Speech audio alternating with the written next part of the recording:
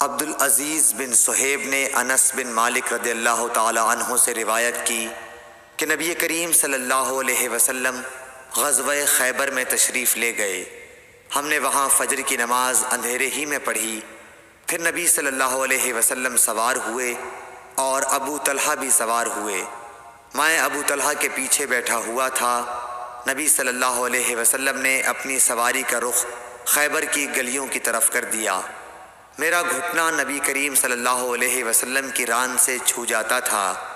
پھر نبی کریم صلی اللہ علیہ وسلم نے اپنی ران سے تہبند کو ہٹایا، یہاں تک کہ میں نبی کریم صلی اللہ علیہ وسلم کی شفاف اور سفید رانوں کی سفیدی اور چمک دیکھنے لگا۔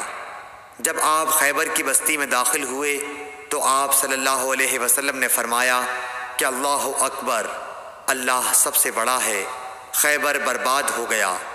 جب ہم کسی قوم کے آنگن میں اتر جائیں تو ڈرائے ہوئے لوگوں کی صبح منحوس ہو جاتی ہے۔ آپ نے یہ 3 مرتبہ فرمایا۔ انس رضی اللہ تعالی عنہ نے کہا کہ خیبر کے یہودی لوگ اپنے کاموں کے لیے باہر نکلے ہی تھے کہ وہ چلا اٹھے، محمد صلی اللہ علیہ وسلم آن پہنچے۔ اور عبدالعزیز راوی نے کہا کہ بعض حضرت انس رضی اللہ تعالی عنہ سے روایت کرنے والے ہمارے ساتھیوں نے والخمیس کا لفظ بھی نقل کیا ہے، یعنی وہ چلا اٹھے کہ محمد لشکر لے کر پہنچ گئے۔ پس ہم نے خیبر لڑ کر فتح کر لیا اور قیدی جمع کیے گئے۔ پھر وحیہ رضی اللہ تعالی عنہ آئے اور عرض کی کہ یا رسول اللہ صلی اللہ علیہ وسلم، قیدیوں میں سے کوئی باندی مجھے عنایت کیجیے۔ آپ صلی اللہ علیہ وسلم نے فرمایا کہ جاؤ کوئی باندی لے لو۔ انہوں نے صفیہ بنت حی کو لے لیا۔ پھر ایک شخص نبی کریم صلی اللہ علیہ وسلم کی خدمت میں حاضر ہوا اور عرض کی کہ یا رسول اللہ، صفیہ جو قریظہ اور نزیر کے سردار کی بیٹی ہیں، انہیں آپ نے وحیہ کو دے دیا، وہ تو صرف آپ ہی کے لیے مناسب تھیں۔ اس پر آپ نے فرمایا کہ وحیہ کو صفیہ کے ساتھ بلاؤ۔ وہ لائے گئے۔ جب نبی کریم صلی اللہ علیہ وسلم نے انہیں دیکھا تو فرمایا کہ قیدیوں میں سے کوئی اور باندی لے لو۔ راوی نے کہا کہ پھر نبی کریم صلی اللہ علیہ وسلم نے صفیہ کو آزاد کر دیا اور انہیں اپنے نکاح میں لے لیا۔ ثابت بنانی نے حضرت انس رضی اللہ تعالی عنہ سے پوچھا کہ ابو حمزہ، ان کا مہر حضور صلی اللہ علیہ وسلم نے کیا رکھا تھا؟ حضرت انس رضی اللہ عنہ نے فرمایا کہ خود انہی کی آزادی ان کا مہر تھا اور اسی پر آپ نے نکاح کیا۔ پھر راستے ہی میں ام سلیم رضی اللہ عنہ، حضرت انس رضی اللہ عنہ کی والدہ نے انہیں دلہن بنایا اور نبی کریم صلی اللہ علیہ وسلم کے پاس رات کے وقت بھیجا۔ اب نبی کریم صلی اللہ علیہ وسلم دلہا تھے، اس لیے آپ نے فرمایا کہ جس کے پاس بھی کچھ کھانے کی چیز ہو تو یہاں لائے۔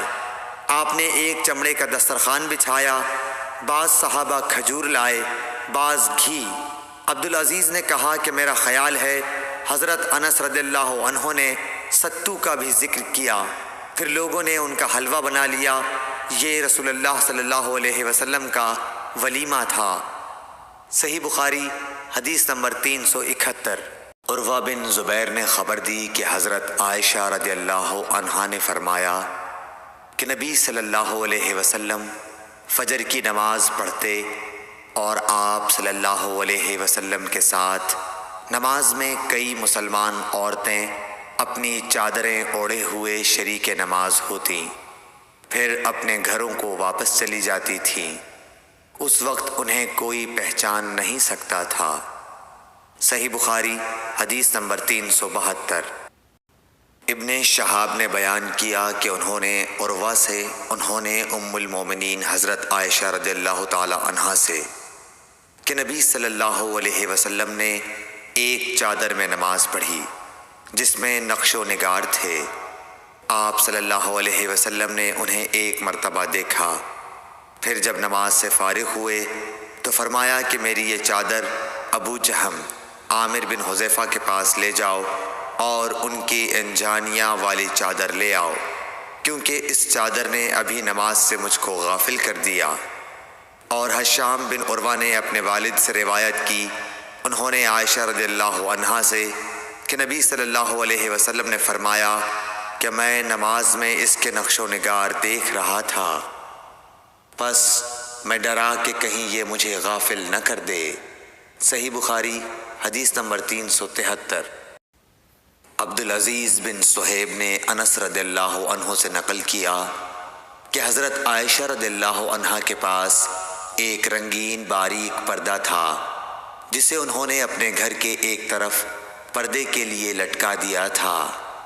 آپ صلی اللہ علیہ وسلم نے فرمایا کہ میرے سامنے سے اپنا یہ پردہ ہٹا دو، کیونکہ اس پر نقش شدہ تصاویر برابر میری نماز میں خلل انداز ہوتی رہی ہیں۔ صحیح بخاری حدیث نمبر 374۔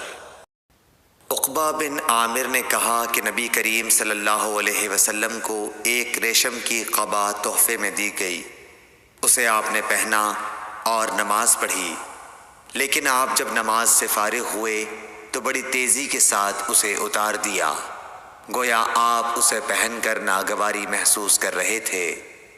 پھر آپ نے فرمایا یہ پرہیزگاروں کے لائق نہیں ہے۔ صحیح بخاری حدیث نمبر 375۔